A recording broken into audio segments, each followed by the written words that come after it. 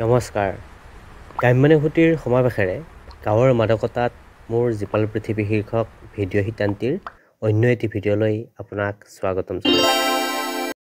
ভোগালীৰ ভেলাঘৰৰ আখলত আমাৰ আজি উৎসৱমুখৰ পৰিৱেশ।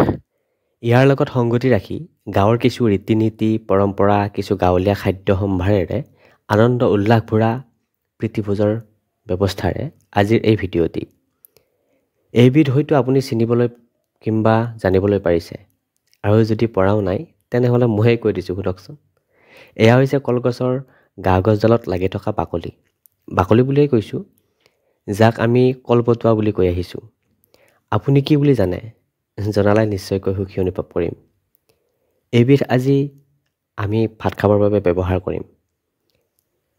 ভোগালী বিহু বুলি বোপাই ককাৰ দিনৰ পৰা এইবিধ আমাৰ একাদিক্ৰমে চলি আহিছে।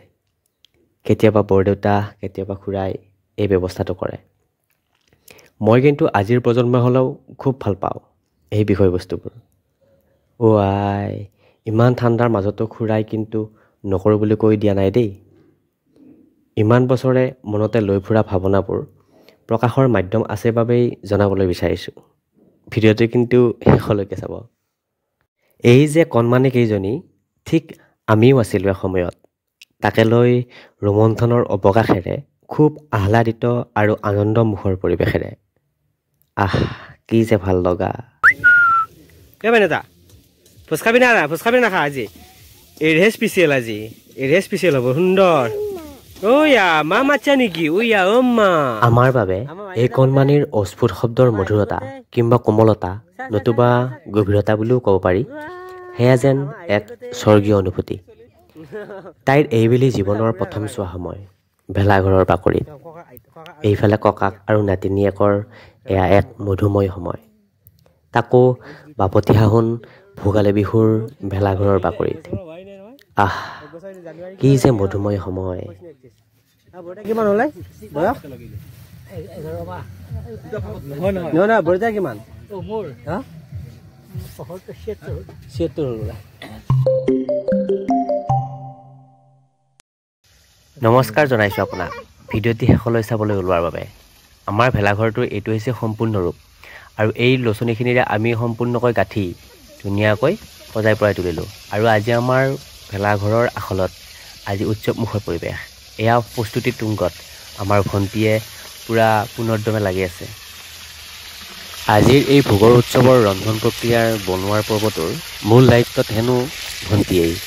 তাই অৱশ্যে খুব বেয়া নাৰান্ধে, সেইবাবেই সকলোৱে তাইকেই দায়িত্বটো দিলে। এই যে গৰম তেলত মাছ ভজাৰ শব্দটো মই অৱশ্যে নাখালেও কিবা এটা ভাল লাগে। আপোনাৰো লাগে নিশ্চয়, নহয়নে? যদি লাগে শেষত কমেণ্ট এটা জনাব।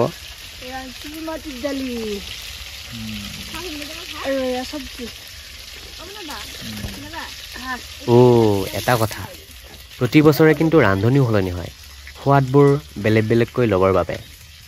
বিহুবোৰো অৱশ্যে বছৰে বছৰে সলনি নোহোৱা নহয়। কি ক'ব আৰু, সময় যে গতিশীল পৰিৱৰ্তনশীলো নহয় জানো? লাহে লাহে গধূলিও হৈ আহিল। এয়া আমাৰ পূৰা একদম বেঙেনা পূৰা একদম লাগি আছে গাইছ। এই একদম পূৰা এয়া চাটনি হ'ব, মানে চালাড চালিয়া। গড কি চালিয়া ঐ, মজা। আৰু এইফালে আমাৰ ৰান্ধনি লাগি আছে, এইটো পূৰা মাছ ভজা হ'লে এই পূৰা মাছ ভাজি থৈছে। এইফালে উতলি আছে, এইফালে হ'ল এইবিলাক এইটো মাটিৰ দালি নে মাংস নে মাটিৰ দালি। আৰু এইফালে চব্জি হৈ আছে। আৰু এইফালে যেতিয়া বৰ্তমান কৰ্দৈ টেঙা বনাইছে, কৰ্দৈ টেঙা থেকেৰা। আৰু এইটো হৈছে মাংসটো ইয়াত ধোঁৱাৰ কাপত দেখাব পৰা নাই, কথা নাই গাইছ। সুন্দৰ। আৰু এইটো আমাৰ হৰ্ষিতা ভোজ খাবি ভাই? কেনে লাগো? ভাল হ'বনে? বঢ়িয়া। আমাৰ এতিয়া মাইনা জগতে আৰু সেইফালে খুৰাই মাঘমহীয়া ঠাণ্ডাটো পূৰা ঠাণ্ডা পানীৰে কিবা ধুই আছে। আহকচোন চাওঁ। শ্ৰীৰাম কি ঠাণ্ডা হয়, তথাপি আৰু চা। এই বস্তুবিধ আপোনালোকে বাৰু চিনি পাইছেনে গাইছ? পূৰা একদম আমাৰ গাঁৱলীয়া, পূৰা সাজ গাঁৱলীয়া। আমাৰ এইটো কলপতুৱা বুলি কওঁ। একদম আয়ুৰ্বেদিক। আপুনি বাৰু কেতিয়াবা ভাত খাই পাইছেনে এই বস্তুবিধত? ধুই আছে। এতিয়া আমি এটাহে খাম আজি। আমি কোনো প্লাষ্টিক বস্তু ব্যৱহাৰ নকৰোঁ আজি। যেহেতু ভোগালী বিহুটো পুৰা অসমৰ মেইন বস্তু হয় সেইকাৰণে আমি খাতি গাঁৱলীয়াটো লগাম মাটিৰ বস্তুখিনি প্ৰাকৃতিক বস্তু সুন্দৰ যদি আপুনিও ব্যৱহাৰ কৰিছে তেতিয়াহে ৰচিতা খোজ খাবিয়া ভাই হে হ'ব কেনে বি মোবাইলতে ব্যস্ত নেকি আমিতো আমাৰ ভেলাঘৰটো বিশেষ আকৰ্ষণীয় কৰিব পৰা নাই যদিও আমাৰ এতিয়া লাইটৰ ব্যৱস্থা কৰিব পৰা নাই গাইছ পথৰৰ মাজত আৰু ক'ত লাইটৰ ব্যৱস্থা হ'ব আৰু মোবাইলত টৰ্চ জ্বলাই আমি হেৰি কৰিম আৰু গাইছ এতিয়া আমাৰ ভেলাঘৰটো বৰ্তমান আমি এটা কাম সম্পূৰ্ণ হৈছে প্ৰায় কালি অলপ বাকী আছে সেইটো কৰিম আৰু ইফালে ত্ৰিপাল দি লৈছোঁ পূৰা কুঁৱলীৰ কাৰণে এইবিলাক আমি দি ল'ম আৰু আন্ধাৰ মুন্ধাৰ আমি বৰ্তমান লাইটবিলাকৰ ব্যৱস্থাটো বেছিকৈ কৰা নাই এইকাৰণে পিছত কৰিম আমি খাৱাৰ সময়ত লাগব সেইবিলাক থৈ দি আছে ভেলাঘৰ আলাই থৈ দিছে আগতে লেম্প আলাই থৈ দিছিল এতিয়া বৰ্তমান টৰ্চ লাগি আছে এই আধুনিক যুগ আৰু সেইটো সুন্দৰ আমাৰ মেনেজাৰ ক'ত আছে মেনেজাৰ ক'তে আয়া ক'তে বা তাই আকৌ সোধে পোৱা নাই মেনেতা মই ভেলাঘৰ লাগি আছে দেই ভেলাঘৰ লাগি আছে পুৰা ইছ আইও অসমীয়া সংস্কৃতিৰ প্ৰেমত পৰিলেই চাগে এইয়া আমাৰ আইটো দেই এইটো মান্যতা দেই মান্যতা ভোজ খাবি নাখা আজি এৰিহে স্পেচিয়েল হ'ব সুন্দৰ ঐয়া মা মাতছা নেকি ঐয়া অম্মা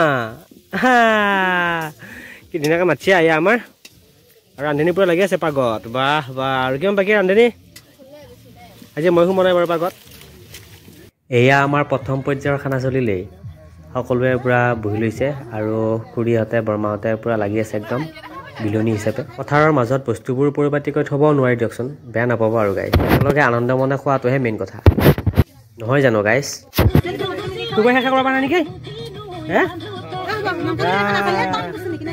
শেষ কৰিব পৰা নাই খানা কেনে আহিছে বঢ়িয়া মাংস আহিছে নাই মাংস নাখা মাংস নাখাই বোলো আমাৰ এইটো খাইছে আমাৰ খানা ভেলাঘৰ খানা খাইছে কতে আমাৰ এইটো কতে এইটো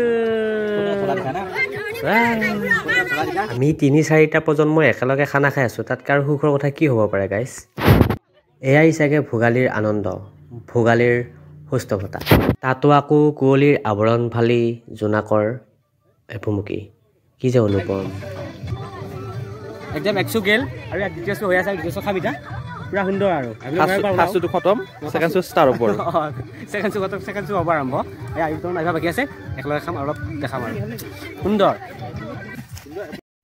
এয়া যেন ককাক আৰু নাতিনীয়েকৰ এক যুগমীয়া সম্বন্ধৰ এনাজৰীৰে বৰ্তমান সময়ৰ এক বাস্তৱধৰ্মী সাধুকথাৰ প্ৰতিফলন কেতিয়াবা ভাবোঁ মই যেন বহুত সৌভাগ্যৱান এই প্ৰতিফলনৰ অনুভৱ লৈ জীয়াব পৰাৰ বাবেই গোটেই ভোজ খালি নাই খালি মান্যতা কতে চা কতে বা ক'ত এইটো বহিম দে মই এইবিলাক পুৰা দি আছে পাতিছি দেখাম আৰু আমাৰ মান্যতা কতে আমাৰ আইটো কতে চা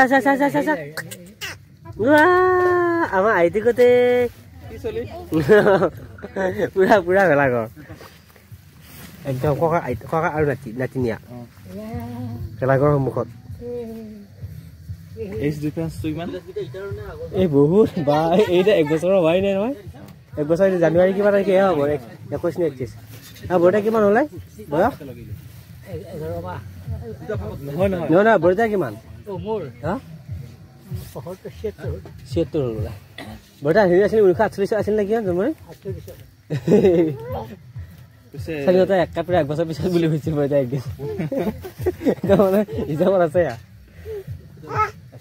কতে কুকুৰ মাতিছে নেকি এইটো কুকুৰ মাতি আছে এইটো শিয়াল নহয় দে গাইছ কুকুৰহে শিয়াল নহয় লগা হৈছে ইয়াক বা অলপ বেলেগ চাইজত দেখো শিয়াল নহয় কুকুৰহে কতে কুকুৰ নেকি বক বুলি কৈছো বক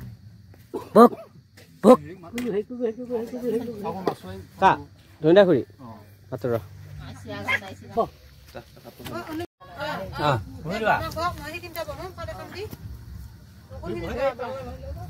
দে আৰম্ভ কৰ ভালেই সকলো ভাল বুলি সকলোৰে লগত ভোগালীৰ হেঁপাহৰ এসাঁজ খাবলৈ বহিলোঁ। এই দৃশ্যটোৱে আমাক সকলোকে উৎফুল্লিত কৰিছে, সেইবাবেই বাৰে বাৰে ভোগালীত ভেলাঘৰৰ খানা বুলি কেৰাহীটোকে লৈ লৈছোঁ গাইছ, পাতিৰ সলনি। বেয়া পালে উপায় নাই গাইছ। কি দেখাব গৈছা এইটো মাছ নিদিয়ে টেঙা একদম স্পেচিয়েল মোক লাগি থৈ দিছে একদম মই এটা খাওঁ সুন্দৰকে তোৰ খানা পনীৰ দিয়ে